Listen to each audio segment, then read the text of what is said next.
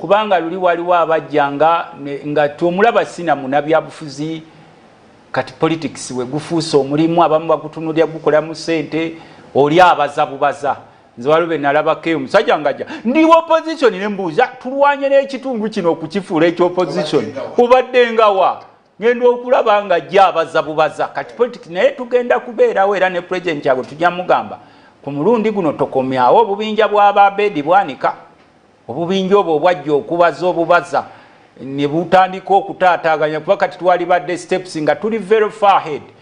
General Museveni agezezaako nnyo okugulirira obubinja buno okubuteeka mu NUP okulaga mbu NUP terina capacity okulaga mbu opposition balwanagana era na buno formations bw'oba olaba buli facilitated by the state. We know that Museveni abu facilitatinga bo kati tebukyalwana Museveni kuva mu buyinza obwo bubinja bwa opposition bulwana kulwanyisa opposition ne Kyagulanyi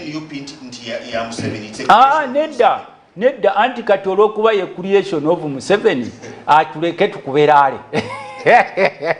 ukate creation yosobola okigana okubalale anti Museveni ogamba ne bawolole baba kulya mugalo mbweni yupi creation yenale tuleke tukuberale anti fenna tukolera ati nkugambye nti oba gwakolera tuleke tukuberale n'abaana abo abali mu makomero olw'okuba bakolera gwe bambi abeni yupi baluwama bagundi ababuzibwawo n'abalala tuleke kubanga bakibalama bamachete abo bonna abali eyo makomera baleke kubanga ogamba nti bakola kati ebyo byonna ffe tumanyi bagita state sponsored propaganda. Oli bw'aba ayagala okukyayisa mukyala waawe akayinza okujja gamba omusajja oyo gwolaba oyo kibirango alinayo abakazi 8. Nze waliwo omusajja omu namusanga eyo nga opposition mu biseera bya campaign ezoolanya nga afuna nga agenda okwesimba okuba speaker mukama mumuze mirembe omugenzi ne musanga eyawe mitundu byennagulawo ng'alina omukulu omwa mu facilitatinga naye yakomawo nanteekako sitole esobola okundayivatinga naye nga takimanyi nti nze ndabye nensirika nengamba ensi bweti bwetambula era nze tomala ganzanyirako nti oliwo opposition nsooka kuteekako akasengejja nenkutunuulire neeyisaayo tulina bannaffe abamu of course omuntu omulaba bangi bazze kufuna kaadi era ekyo kyetwagamba president Kyagulanyi basengejje bangi bazze kufuna kaadi n'abala wabawa kaadi ne bakudisappointinga mene n'obawa kaadi n'obagamba mujembawe ng'era bwazaawo abantu manyi nze lwaki nawagira Kyagulanyi oyo simuwagira nti notulwa byabufuzi nze obadde omanyi struggle zange zempitamu ne Kyagulanyi lwaki namwagala ayagaliza banne byabasanga nga bonna bali so disunited ng'omulimu gw'opposition kukola ssente buli omu ng'alaba engeri egyakolamu ssente ng'era Museveni mu biro ebyo ng'atambula mugumu nnyo ne kati olwaleero buli kigambo ekireetebwa ku bigambo 10 ebyogerebwa abakungu ba gavumenti ebigambo 8 biba ku NUP obadde okimanyi emiramwa n'emiramwa egireetebwa gyonna gibeera ku NUP kubanga nabo bakitegedde nti wano waliwo omulamwa era ennaku ezo twalinze mutabani wa Mwami Museveni General Muhoozi nga yali yayisa statement ze ng'agamba mbu ayagala kusalako Kyagulanyi mutwe ne tumugamba gwali olabyeko ekintu kye bayita ekitasoboka wali okirabyeko ekitasoboka tulaba wano ffe anti tuwuliriza ebyo bye yasuubizza okulumba palamenti nange namutidde awanike oyo yali dokita wa kitaawe awanike amuwanike kalabba anti nze nkugambye nti awanike bw'aba asobola omuwanika naye ffe tumugamba nti yalibadde akola ekifo kye n'obuvunaanyizibwa wano tewali gwenda kutemako omutwe ebyo bye mwasuubiza mbu simanyi Kyagulanyi tujja mutemako omutwe twamugamba you go and ask the Egyptians the history of the Red Sea why the Red Sea is called the Red Sea yet it has white waters you will know the reason. Omanyi lwaki Semayanja omumyufu bamuyita Semayanja omumyufu? Red Sea. Waki Red Sea bamuyita Red Sea naye nga amazzi gemeero? you General Muhoozi ask the Egyptians to tell you the history of the Red Sea. Tukubuulirako wano tulina abantu batazanyirwako mu biro ebyo wali tozanyira ku Musa. Bano bonna ali osobola bazanyirako. Owulire gwolooza lwaki Jesus mu Transfiguration ku lusozi ebifaananyi bibiri ebyaliwo gwoli musiraamu tobimanyi waliwo kya Musa ne Elijah. Mu kulabisibwa kwa Yesu ku lusozi nga anaatera okugenda mu ggulu yali n'abasajja babiri Musa ne Elijah oba Eliya. Kubanga Musa ono alina ebyafaayo kati ffe twate ebibinja byammwe biri bye muzze muggulirira in all aspects in all institutions bye muwa ssente bye tulaba mubifacilitatinga ne bikolawo diversions ne bireeta obuferefere ne bikola ebintu byonna ne bireka population ngeri completely disorganized. Ne tugamba ono Musa Kyagulanyi tazanyibwako. Whatever rank you have, oba oli field marshal, oba oli ani respect you, ng'okola emirimu gyo, nebo jeno ku Musa wawulirako gye bayita the Ark of Covenant. Wajulirako? Kuba manyi osoma Bible. Ark of Covenant yaffe y'Abannayuganda eri ku kibiina ky'NUP. Okiwulira sebo? Buli wogikwatako bw'oti, wuliriza nkuwa byafaayo. Ark of Covenant y'Abannayuganda etutwala mu nsi ensuubize eri ku kibiina ky'NUP. Omugobi waayo Ekyagulanyi buli wogenda ogikwatako bw'oti omanye ekiddirira. Mwewaze mutya bannakigwanyizi tosobola bannakigwanyizi tosobola kubagoba tosobola kubajjawo obeera nga agamba ba prophets nti mukoze mutya okujjawo abagoberezi ba Sitaani. They have been there since time. Babaddewo kati nabano babaddewo era bajja kubaawo naye bajja beeyubula with time abantu bategeera ne bamanya nti oyo nakigwanyiza oyo azze kukola ssente kati bali mu kukola. General Museveni facilitates them. Negwe kyolina okumanya nga maliriza mugunya kyolina okumanya ti not every Ugandan is a fool. Kubanga ffe ne bwe tulaba nga abantu baffe ffe tuvuga tugenda maaso nga ate batuvuga batuza mabega okuleetawo confusion. Ffe tusigala tubagamba ya all yearning for change. Nze sobola kusangawo NRM ne mugamba nti nja kutemako omutwe. No!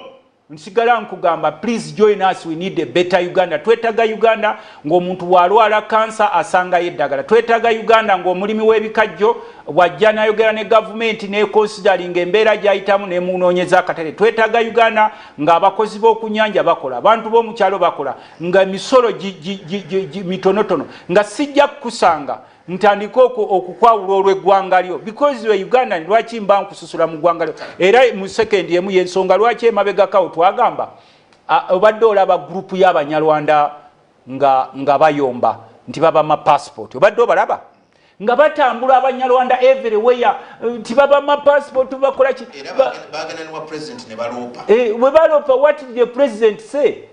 Kubanga namwe abakulira abantu abo be batandika okweteeka mu butaala. You are not bigger than other tribes in Uganda. Do your work. Mukole emirimu gyammwe. Teri akedde kumakya kugamba nti because you are Munyarwanda run away. You were Uganda, do your own work. Do what you are supposed to do as a responsible citizen.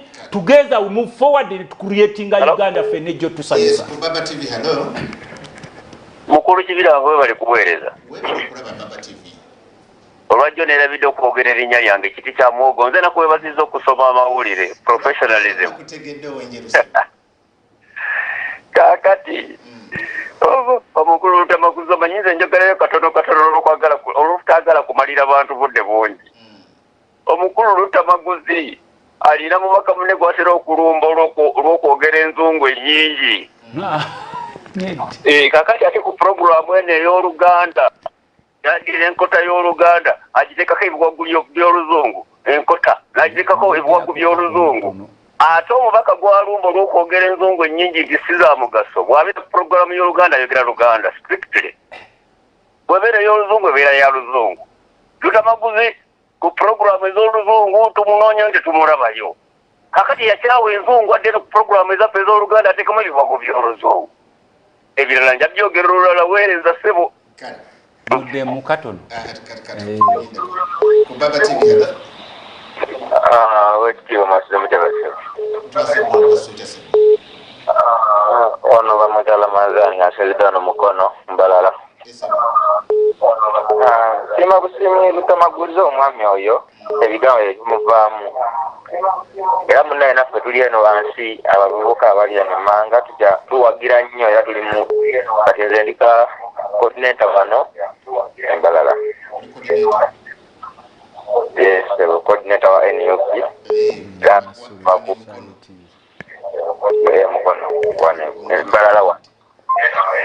Baba TV, hello.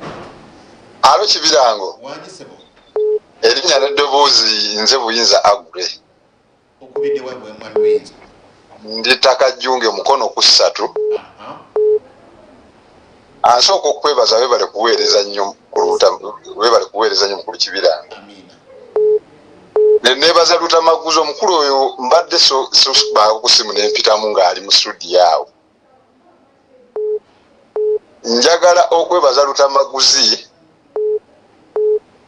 n'okwebaza Mukama Katonda nti tukyalina abakulembeze nga Lutamaguzi. Yadde abamu bagenze baba batujjako naye tukyalina Lutamaguzi. Nenjagala okutegeeza abantu abatuwuliriza nti bandibadde tusiima ku mukulu Robert Kyagulanyi Ssentamu nti nze nina emyaka 3 mukulu Kibirango wenjogerera naye waliwo ebintu byenzize ndaba mu kaseera kembaddemu akatono byessaala bakoma bega nti waliwo abakulu betuzenga tulaba mu masuuti nga tetunaba kumanya ekyamazima bali batya. Naye olaba nti obudde buno nti osobola okumanya nti mukulu ono ali bw'ati, mukulu ono ali bw'ati.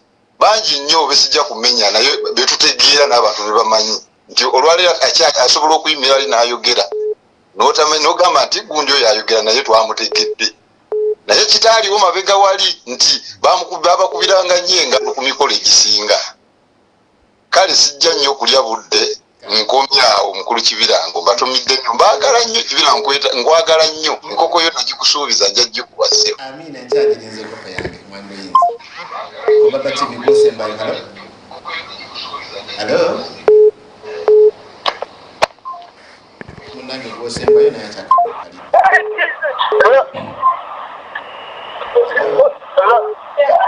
Ono Moses Katoweta Kaseta Dakaseke. Ulina kasete nakaseke. Olwogamba Lutamaguzi ow'ensonga tukoledde ekyamagulu mu Dakaseke. Era mwebaza nnyo kyatukoledde Dakaseke Moses Katoweta Kaseke. Yeebazibwe ddala yeebazibwe ddala.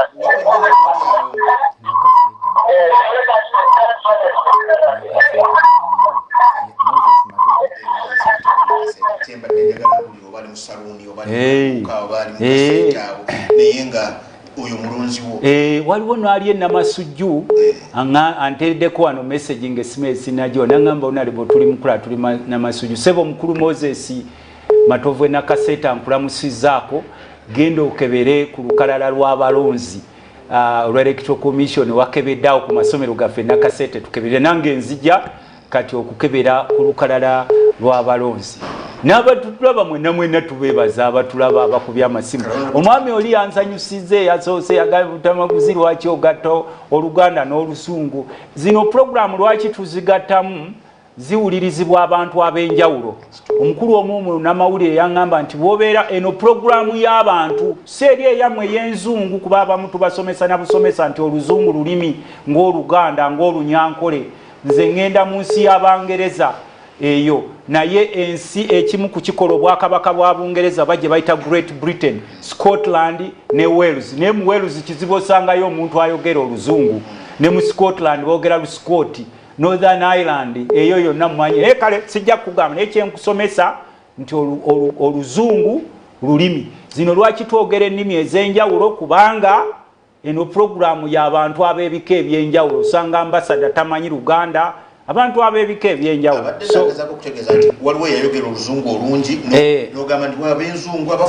anti olwo lwe luzungu lwawali eri mu fulori najja you know nawetanga kati bolaba abavubuka ennaku zino bayisaamu eggaali buli ayambala esuuti gundi mujja tutamisa esuuti zaffe okulowooza buli ayambala esuuti aba munanka muyayeyaye twambala ekkanzu naye sebo nga maliriza njagala okukubiriza bannayuganda okugenda okukebera enkalala zammwe mugende mukebere mugende mwewandiise naddala abantu bewaffe Nakaseke buli omu akola ekyalina okukola ekyovunaanyizibwa ate nsaba abakulu mu gavumenti twayisa ssente z'abapoliisi 25% n'abasirikale babanja ariyazi zaabwe muzibasasule ne 25% yabe kuba twetaaga Uganda etambula abasomesa mubafeeko kuba kati abaana bagenda kuddayo ku masomero abasawo mubafeeko kwegana tusobole okutambuza eggwanga eryawamu era kino kyensaba mukulu Museveni nti ogenda kujaganya lunaku lwa gundi lwa meenunula goge weenunula n'abantu bo naye sebo yadde mwe mwenunula ne bannansi mubajjukireko tukolawo kye bayita smooth transition ng'obudde tebunaba kudda ku bunne bwabwe njagala kutumirako nalebo balyeko okujjako beenunula bokka ne famire zaabwe kumanya beenunula n'essawa zayo tetulinaawo gavana wa Bank of Uganda omanyi akolanga gavana kati omanyi akolanga gavana naye kisibondeka nze mbadde ntumira njagala kwebaza ennyo abadde batuliza Honorable Grace Balyeku n'okusaba Honorable Pasisi Namuganza Minister wa Land okwesimbawo akutte kaadi ki aye muno okutte kaadi ki essaawa dino oyidde abalondwako muganda wammwe sebo nkusaasiddeeko nnyo omukulu Asumani ajja kunkiikirira ne kansala Kambugu naawe sebaawe Nakaseke nkusaasiddeeko nnyo olwa mukadde wamwe yafudde mukulu Nanjwe nga ajja kunkiikirira mu kuziika n'okungu bwawulira nga twogera ebyo balabanga firimu naye ebyo omukulembeze byayita mu ssebo olina okuziika ate olina oba toliiwo at least olina okukolawo representation abantu baffe ab'omukyalo buli bw'otamuziikirako agamba omubaka saamulabyeko naye bw'omuziikirako asanyuka abantu baffe ab'ekikyusa ku lunaku lw'Emmande eno ngenda kuba namwe ngenda kubaleetera tenti yammwe abekikyusa tawuni awo njagala kujja kukubagizaako namwandu wa mugagga ye mugezi kwano gwange oyo yafa naye ne bankubira nali siriwo bino betubadde tutambula ennyo ne lead of opposition across the country kati esimu nga teriiko ngenda okuddanga mukwano gwange oyo bamuziise naye insha Allah ku lunaku lw'Emmande nja kuba nsiba okubabuuzaako abekyusa tukwaniriza ku radio for honorable amiina mwebale kunyaniriza tubeebaza emirimu gye mukola manyi nze ndi wa byabufuzi ate ow'enjawulo mukko nzikiriza nalabye President Museveni njagala nnyo abantu abakola kubanga nkimanyi nti politics ono tumubeeramu but we have time okulaba nga tulina okubaako ne bye tukola ebirala y'ensonga lwaki olaba nti ebitundu kati ebimu ebiwulira amaloboozi gaffe bifunye gye bayita impact positive impact njagala kusaba mukulu Museveni mulabye atambula eyo ekyokoleke kano katono kamusaba kano katono kange mulabye atambula eyo mu gundi nga abulira enjiri simbaale yokka naye okutambula nga yetolola eggwanga waliwo programu y'embuzi eyali etambula across nga bagyetolooza eggwanga programu y'okugaba embuzi 1,000 mbuzi 150 doza omukulu yali agikulira bwaba muyita Sembeguya yali akulira programu eyo Nakaseke yali emu ku beneficiaries b'embuzi ezo era abavubuka batuli bubi mukulembeze w'eggwanga sebawulira akusaliremu akantu kano abavubuka batuli bubi programu y'embuzi eyo yali etambula across Kato corridor Sembabule wa sente zafuluma era nsaba akakiiko ka parliament aka park mubuulirize sente z'embuzi ezo zakomawa kubaffe nina ebbaluwa nayo nja kukulagako n'ebbaluwa esukka mu 10 abamu babawaako embuzi ensajja ne bagamba embuzi enkazi zijja abala ne babawaako embuzi enkazi ne bagamba embuzi ensajja zijja and they are in big numbers zinali sikimanyi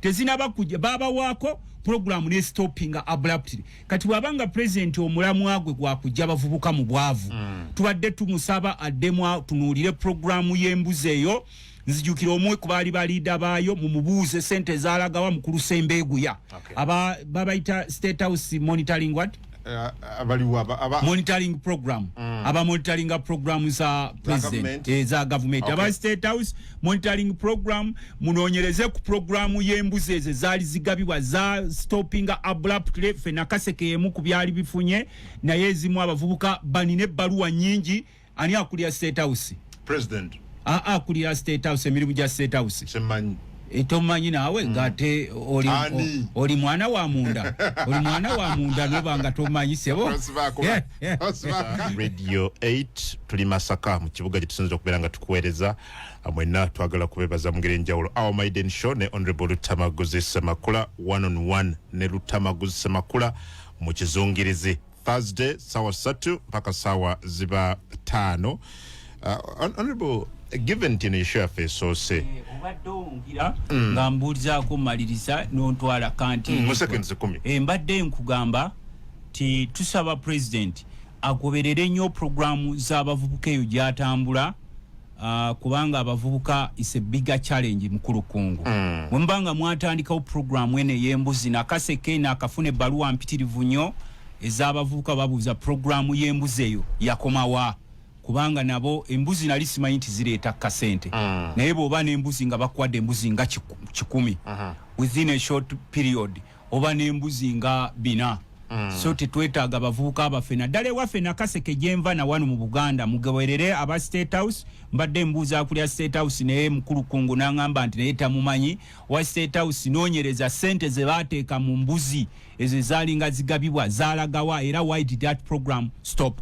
nekyensembyayo njagala kusaba tugenda mu Sekukulu bafande baffe nsaba bakulu abali mu government all gallant officers in uniform mubasasule sente zaabwe ze twabawa 25%. Zino sente siza Museveni, sente siza parliamenti, sente zeggwanga twasalawo nga parliamenti ne tuongeza all gallant officers across the ranks ne tubongeza 25% naye abakulu ne beegabirako bombo bana abawansi bo tebalina mbu buvunanyizibwa naye ate eddoboozi bwe lyeyongedde ne batandika okusasulako abamu selectively. Nze siri wa polisi but I'm very happy to see a happy policeman. Siri wa maje but I'm always very happy to see a happy soldier. Ne nyumba zaabwe kuba luli badde nkuba omulanga nafuna nga wendi minister w'ebyamayumba mu parliament. Enyumba z'aba police ez'ennaggulwawo ze mwazimba ne muzikwasa abachina kwaffe bulijjo tubagamba emirimu gino mwali badde mugiwa ba local people ab'ekitongole kya NEC oba bano abasirikale bano aba NEC abazimba nakwata abachina ne muba abazimbe police barracks y'ennaggulu naye ekalina esembayo eyawaggulu ey'okuna zonna zitonya n'amazzi kwolwo bwe batongoza okuwaayo gundi ezo barracks kapampu akagakuba okugambusa we kakubira kwolwo nga bakateekako ne kakuba kati okuva ku fule ey'okubiri ey'okusatu n'ey'okuna bafande balina kwata bidomola by'amazzi ne bajja ne bagakima. So kino kikusaba mukulu Museveni ebintu bye tubasaba sirwa kuba nti bano batuyisa bulungi nkimanyi nti abapolisi be basinga okututuntuza naye njagala nnyo okulaba nga abapolisi tugenda mu Sekukulu nga baweereddwa what they deserve to be given. Parliament y'abantu anti nze nkuwako kubanga statistics akulaga mu parliament bwe tuba tuteesa only 2% be batugoberera. Okay. Obadde okimanyi ekyo? Yes. 2% out of 100 abantu babiri bokka ku 100 be bagoberera nga tuli mu parliament. Olwekyo gwe gundi olugezigezi nzijaako nga ndi ku parliament yaffe ne y'abantu ba bulijjo olinde music bw'atuuka olyokozeeko katujje tutenezo za honorable Mathias Mpuuga na munno bwe muli ku ludda oluvuganya gavumenti honorable Mathias Mpuuga yavuddeyo naga nti mwetegefu era agenda kuba ne dialogue n'enjogerezeganya ne mwami Museveni kw'ossa ekibiina kya NRM kulaba butya bwe tusobola okuba ne peaceful transition. And again naga mwetegefu okwogera ne balutamaguzi ne bannabyabufuzi abalala bonna n'ebibiina ebirala byonna ku nsonga zezimu. Do you think Mpuuga is moving towards the right direction? Kati ekisooka tuli mu kabiga tuli mu biro nga tetumanyi kiddako nga bwe mubeera mu nnyonyi ne babagamba nti akuuma ke bayita landing gear oba akayambako ennyonyi okukka wansi kakutuse wali musaabaze abeera mu nnyonyi asibula simuusi landing era mwenna kye muba musuubira nti ennyonyi eno we shall either have crash landing or tusobola okusigalako mu bbanga nga bwe tubaza oba obukamu oba okola ki.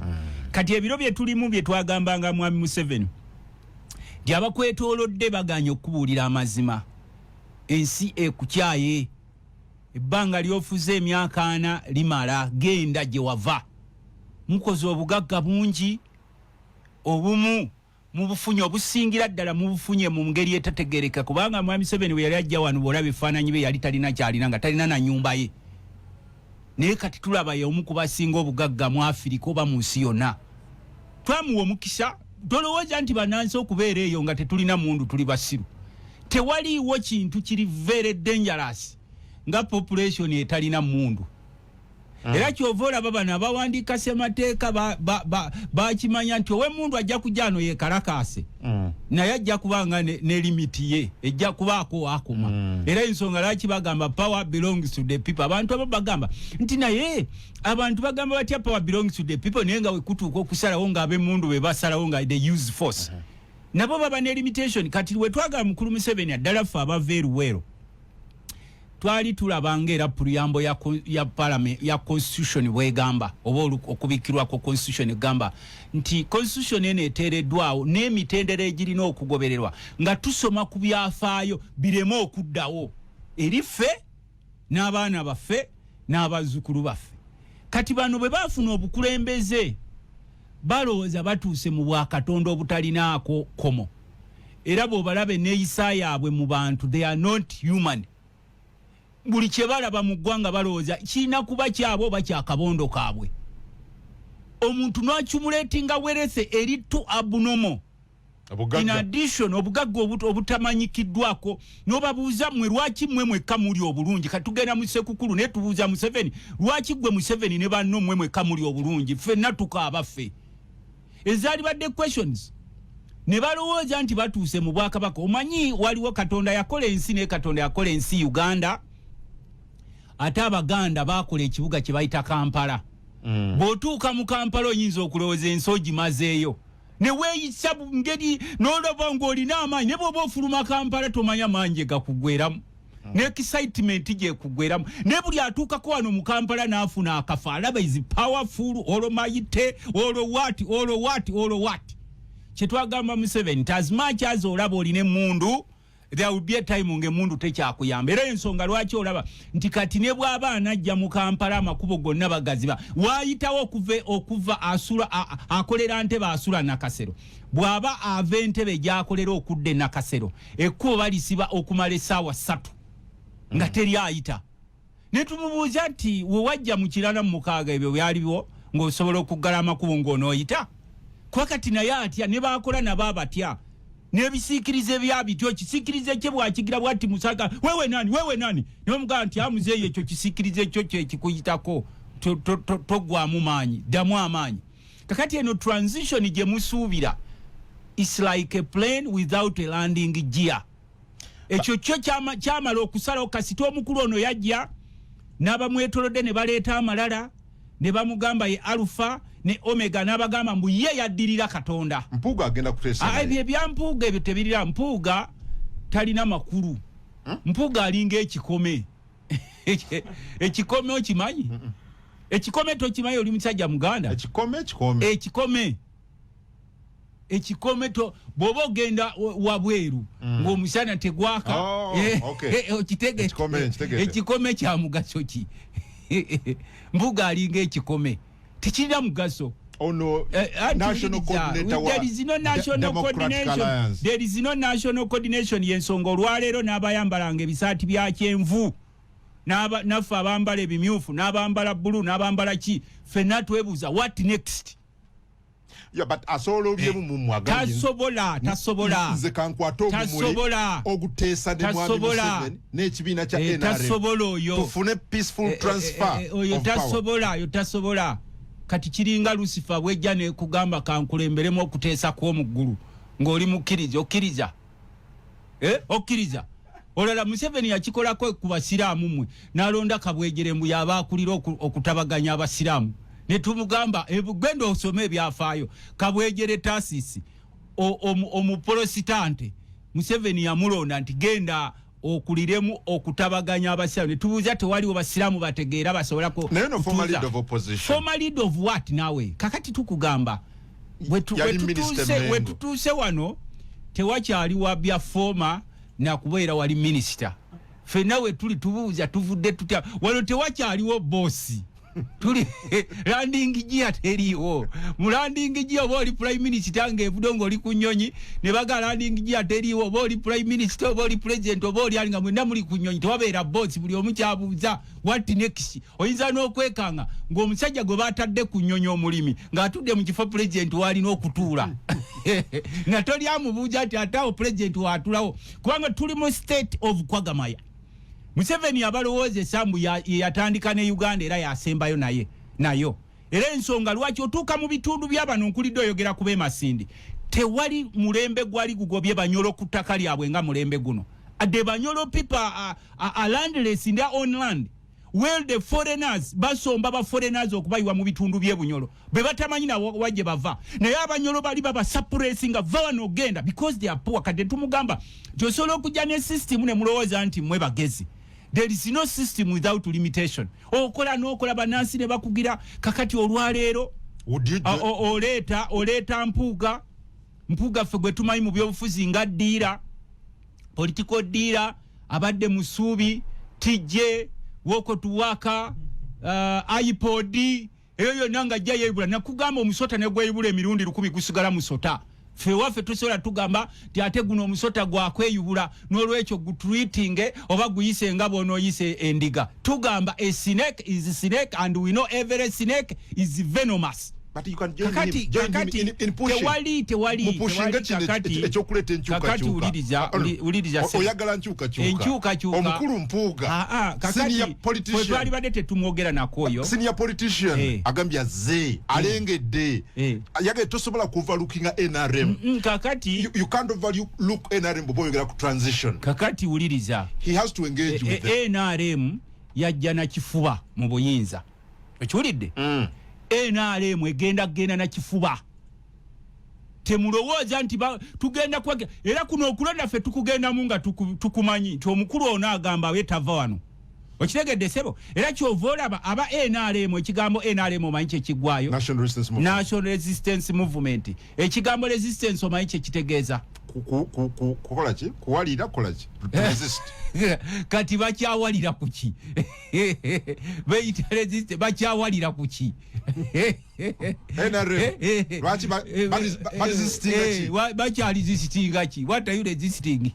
You came in power holding yourself National Resistance Movement. Okyaguguba kuki resistance kitegeeza kuguguba omugugubi yawalira kati era kye tugamba nti ne weewalira tujja kusangayo bajja kuwalula kuba ne weewalira era bakuwalula but mubikoze bino byonna ebbanga lyonna ne mulemwa ofaayo ki Honorable Mpuuga akugambye yalina solution katule nabo abagambe balina solution bw'obeera nga Mpuuga gw'olowoolezaamu oba offside gwe nkulowooza oli offside abo they are very happy because Museveni is their godfather. Museveni is indirectly the godfather of those small cocoons which are working for financial benefits, not for power change or transition. Kati oyo ne mawo baawula abo balongo no katono waswa era waswa yagambye katonti kato byoleeta byebyange wakyokopa script yange yegwa nayo byokola ozanyira mu game yange script ye era bwe kuba bana abakola ennyimba bakiyita batya ng'olya abbe oluyimba lwo copyright sibayimanyira waliwo bakiyitawo nti oli azanyira mu gemu yoli kakati oli yagitandika najja n'agamba nti ffe tuzze wano tusimayi bagita cooperation tukola cooperation ne Museveni ne tugamba nti ate Faaza akola atya cooperation ne Setaani ekyo tikyewuunyisizza Faaza omusanga mutuze kola cooperation ne Setaani ekyo nga nsigala mu Kereziya nfuluma ebweru ne ngamba ino nsooke neetegereza ebigenda maaso kakati it's not a democratic alliance, it is a dealers alliance, it is an umbrella of political dealers, not an alliance for change.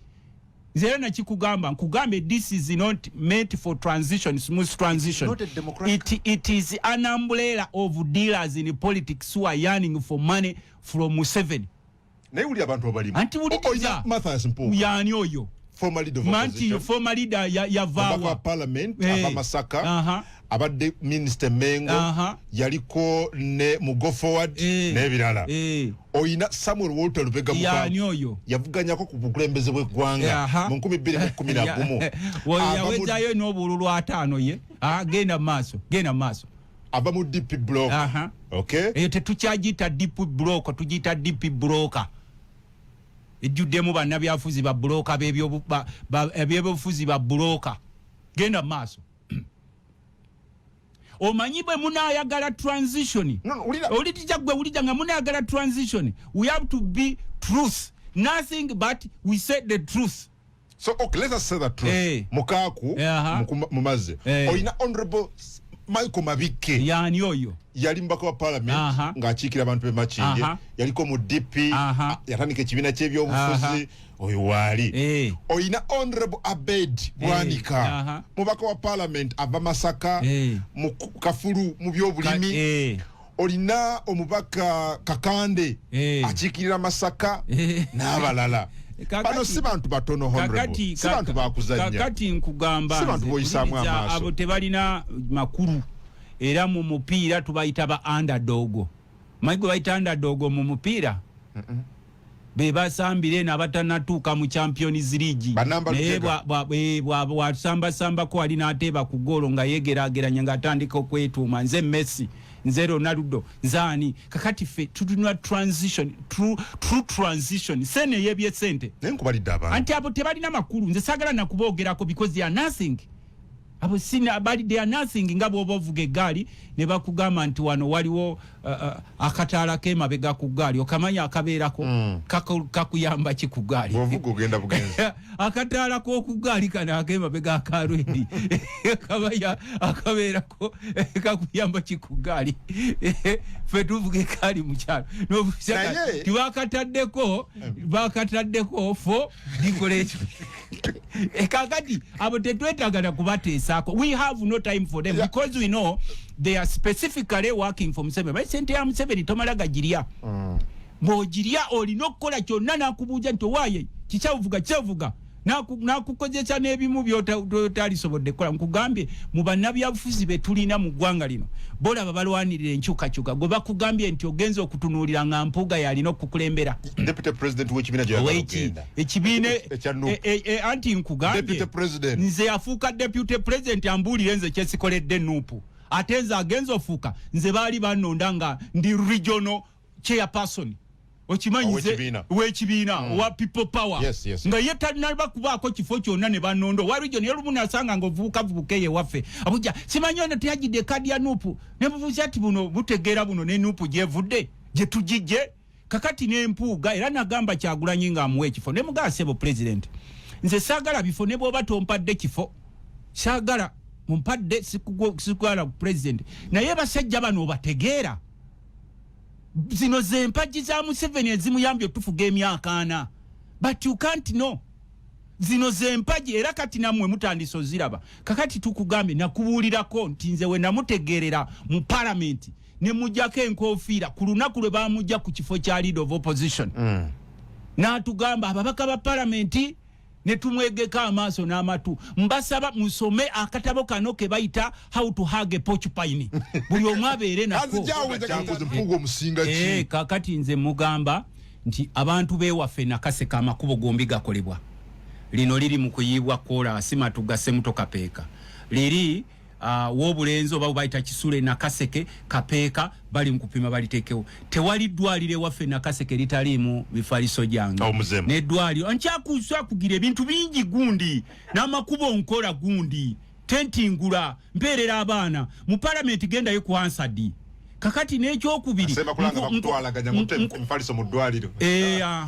Sempape nkulwanirira obe bulungi gwabuuza byenkoze Sempape gwe omukube enwaniro osobola okubeera obulungi waliwo omusajja omu namusanga eyo nkuba kyeyo nga ze waffe yayogera ebigambo bingi kati Lutamaguzi tuze bano okubajjayo ne ntunuulira nkuba kyeyo ne mubuuza owayo nkuba kyeyo mpaayo ekintu kimu kyokoze ne mugaa eddwaliro eryo liraba lyoyitako eryekapeeka genda olabe emifaliso gyange oba tegirimu yali ava kutwalayo mulwadde n'atuukamu wali eri ng'alaba Lutamaguzi ne mugamba nti bwe muba mujja n'ebiboozi byammwe ebyo ffe ensonga lwaki tetutera kubaddamu ansa ekuddamu nti genda abantu 85 ku buli 100 Nakaseke bakyaliwo ku bibanja byabwe baali babagoba lwa Lutamaguzi eyo ya achievement agensinga okwenyumirizaamu era ennaku ezo omugambo oyo mu wiiki eno ewedde nabadde mazigo kiri kapeeka nga waliwo abazze okusala ebibanja nembasomera amateeka ate balabise ennaku ezo nabadde Ssekanyonyi ne Lugono wali Nakaseke nabo nga bazze otwala ebibanja kati gwe gundi bwe mubeera eyo mu gundi zammwe mu mirembe gyammwe mutuleke ffe tumanyiwe tuli mbadde kati nwanirira beekasokoso Kasokoso bamanyi abantu beekasokoso bannayuganda basukka mu 100 naye gavumenti yasazeewo olw'okuba baavu baveewo ekasokoso kati nwanirira n'ab'omu Lubigi nga shadow minister abaatwalibwa mu kkomera mwami Museveni wali tannaba kujja wano mu buyinza abantu b'omu Lubigi baali we bali kubanga ffe tukkiriza wano mu Uganda waliwo abantu ababeera mu Kisenyi ababeera ku Lukalu n'ababeera ku Lusozi si buli muntu nti tajja kubeera mu Kisenyi naye kati baabakwata abaali babeera mu Lubigi awo ne bakoona amayumba gaabwe ne basula wabweru mu busiisira abantu be bamu abamu gavumenti abasula mu nyumba ze baafuna ez'obwereere ze baasanga kalina obota azimbye ne babakwata mu lwaki balemera waawo naye waawuliddeyo omukungu n'omu avaayo kubalwanirira abantu abo sinaba bali gindi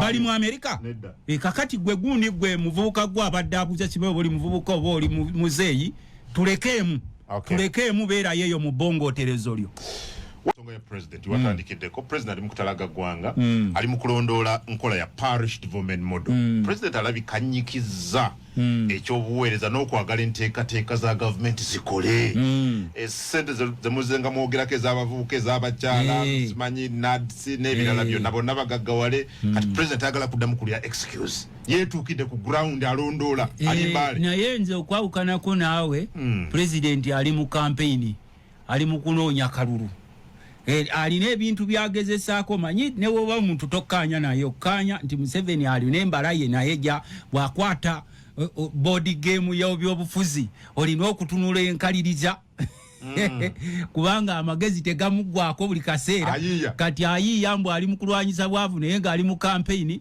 gyagenda eyo n'abantu bali mu campaign kati ebyo twali badde ffe tetumufaako oba oli mu campaign oba toli mu campaign ekikulu ffenna twetaaga bannayuganda okubeera obulungi natandise na wano ne nkugamba nti nange newaffe ninayo abavubuka abaffe abaali bafuna mu pulogulaamu y'embuzi roll out goats project ne bajja baleesa amabaluwa mangi naye abavubuka abalala bangi baawanga embuzi 10 embuzi 50 okwetooloola wano ne bakomawo ne babuuza kubanga ekizibu kati president kyali mu kulwanako president w'NRM kyali mu kulwanako kwe kulaba abavubuka bafunye batya emirimu kubanga statistics zigamba abavubuka 85 ku buli 100 tebalina mirimu era ensonga lwaki olaba nti ffe abamu kufa abali mu byobufuzi nga tetwajja mu byanfuna nti nfuumuse gye nfuumuse nzije mu byobufuzi olw'enfuna twagambanga abavubuka nti ne wakubadde babeera mu byobufuzi buli omu abeeko n'ekintu kyakola at least ekireeta akasente mu nsawo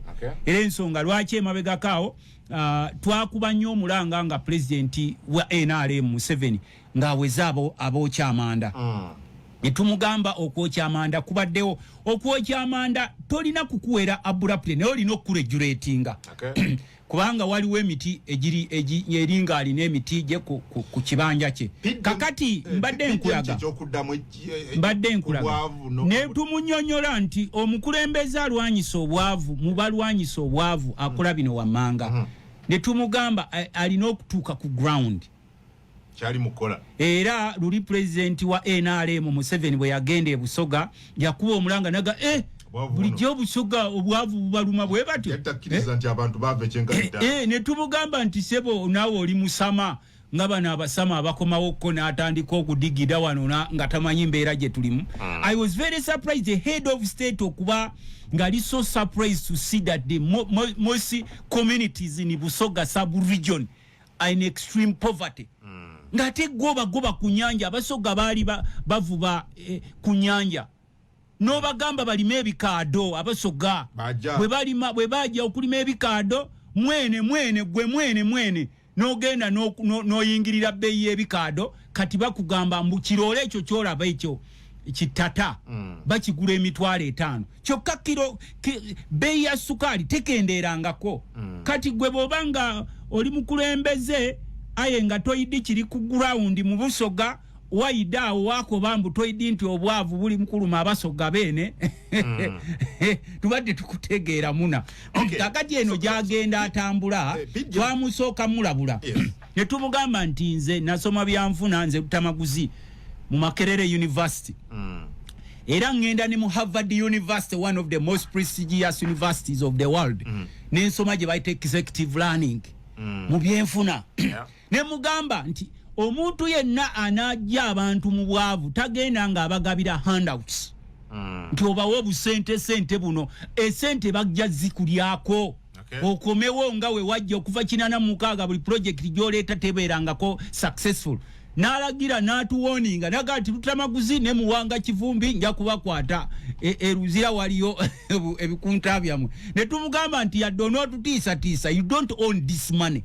Zino sente za gwanga tuzijja mu treasury size NRM oba siza head siza president ng'omuntu naye sente ziva mu treasury bwobanga okitegeera ati tuli bakulembeze ate abakulembeze fe feelers bo ku ground oba fe tukubulye ekiri ku ground uliriza bino wamanga buli bwokwata sente physical cash n'omuwa abantu tebava mu bwavu era bwe baba abasajja bano ddala nga balina amazima nga batya Katonda nabo batunulidde ddala PDM ku ground tebamulaba bulungi era yo nsonga lwaki olaba prime minister ne president benyiri bagambye nti batandika okuprofilinga ebintu ebikoleddwa PDM ebintu ebikolebbwa tolina kubiwandika but you are supposed to see them physically nga nawe mwenyini obiraba n'ogamba nti okusinzira wenzenga ngaba sente zikweze kino nekino kwegamba abantu nebo ne babanga bakwenyumirizamu fe twamugamba nti bwoba onogaggawaza abantu nga bogamba nti programu zo gaggawaza abantu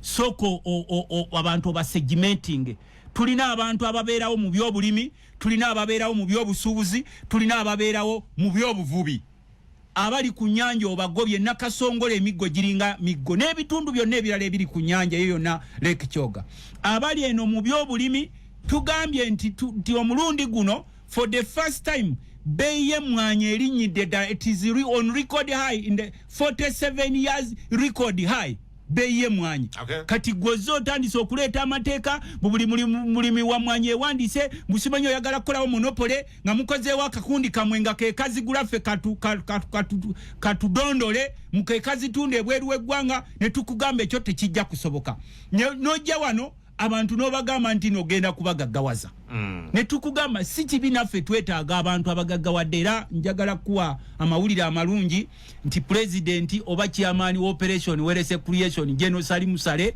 asula kapeeka wali ewaffe okulinaana ne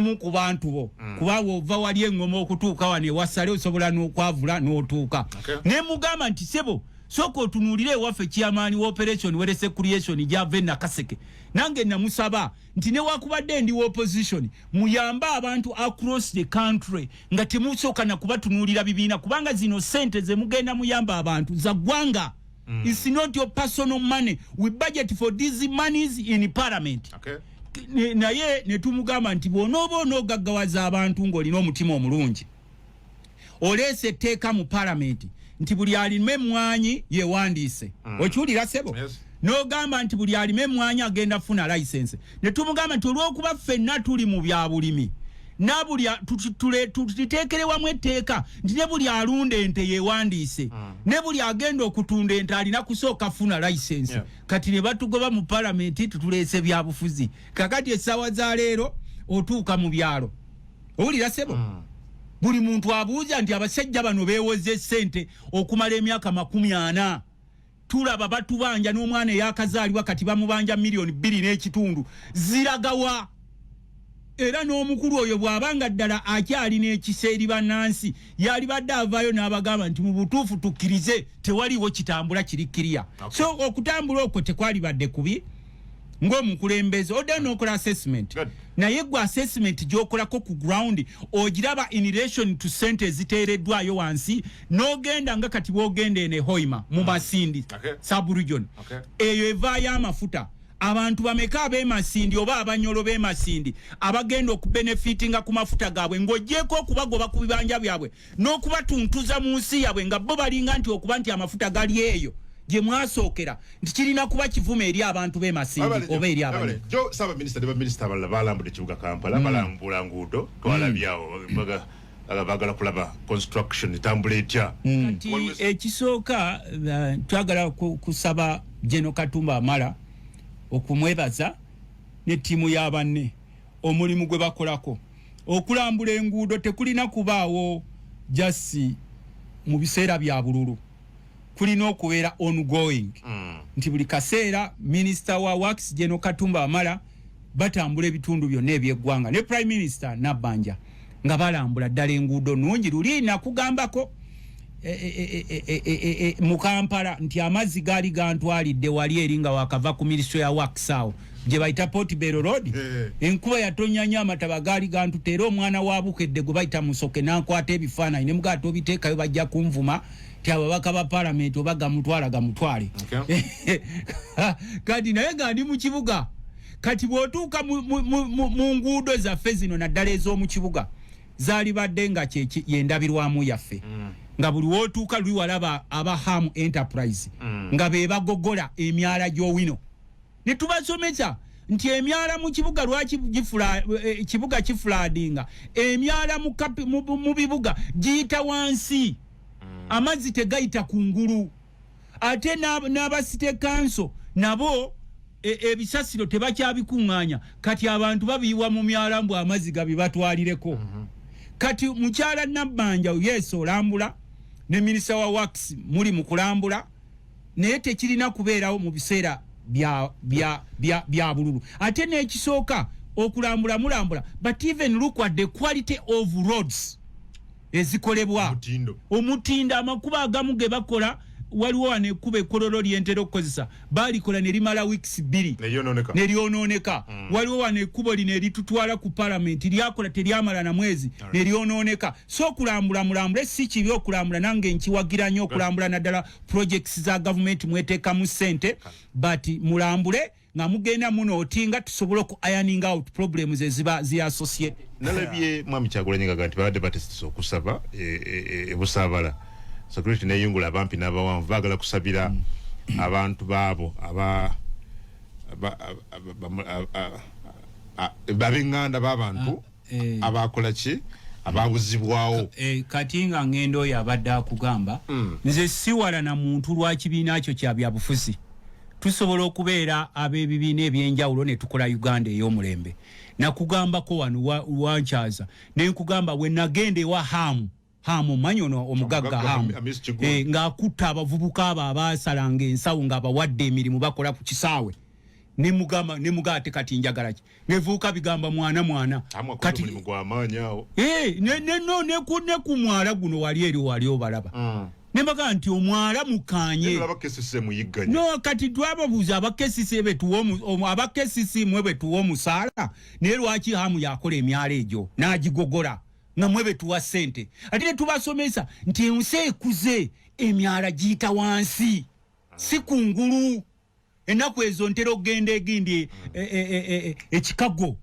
mu Buffalo Hills mu Buffalo Groove omugga gw'omu Chicago wali eri Ohal nkoze mwemuyita Ohale kuba ndi Muganda omugga guyita eri wansi wa kibuga ne kugenda nga gugaziwe negwe bw'osanga wali eri nga bazimba omwala eno bagamba tuguzimbe you just olina kukanya bukanya nti ono ayita wano noono ne mukanya n'okugogola era nze kyenkugamba wali nakugamba oyo agamba mbuno mbw abo opposition boogera ki tetuwagira bya opposition byokka omusajja eyakulira G77 and China plus China ayebale Ambassador Ayebare, Uganda's permanent UN representative. Gwendo omubuze kwanze ndi member wa UN abasoko okumuyozayoza n'okumusaba okuleeta obuyambi bwa climate change mu Uganda. Utamaguzi alitaliko bwaba asobola okukebera ku mikutuje kuba member ba UN zena soka ne mugamba ambassador your excellence ambassador Adonia Ayebare otuziza thank you so much otuzo oluchiko for the first time otuzo oluchiko lwa G77 and China ne inafe tulowoze ko ngaba na Uganda ne wafe otunulie ku ya climate change ebitongole bino bibenga bifuna sene kwanzi no NGO nze sidna we NGO ekola climate change ne oli bwabanga yali representative wa mu wa Uganda nga alina achievement jakoze tusoka ne tuteeka wane bibina ne tugaba let's think about Uganda first no lecho oyaloza nti bino mubyogera kubanga oli opposition ebiseera bigenda kutuuka nga tewakyaliwo opposition na NRM gobadde okimanya abasinga okkaaba ennyo ku ssekukulu eno bonna bambadde bitisaati bya kyenvu era bawagizi b'NRM bw'ogenda kukuba abasinga okkaaba batanafuna ssekukulu b'NRM ekyo kanoka sebo kanuka salemu bw'ogenda abasinga okkaaba ssekukulu abatanagifuna b'NRM wali eri naye nze naali badde ngamba oba b'NRM bali bubi oba ki nze kye neetaaga n'ab'NRM nabo beetaaga enkyukakyuka most of them in NRM anti ate bafuga ki gw'osobola okuba nga gw'ofuga naye nga tolina na ssente ziwerera mwana okusoma mwana wo n'omuweerera n'omala ebbanga n'amala university n'atuulawo awaka nga n'omulimu olina gula mugule omwana gwawerera n'otunda ku kibanja n'omuwerera n'afuna degree n'afuna academic qualification nenga n'okufuna omulimu ate nako n'okwetolola oliwo NRM n'otuuka mu ddwaliro olira sebo nenga government eyisa budget y'oggula eddagala mu ddwaliro nenga tosangayo eddwaliro lya government liri mu ddagala lulinagende waffe Nakaseke main hospital waliwo era omusajja alinga nzanyirako nnyo era abo walutamaguzi b'opposition ne mugaa sebo nzo ndaba ndi opposition naye ne wakubadde oli NRM olina okubeera obulungi bwe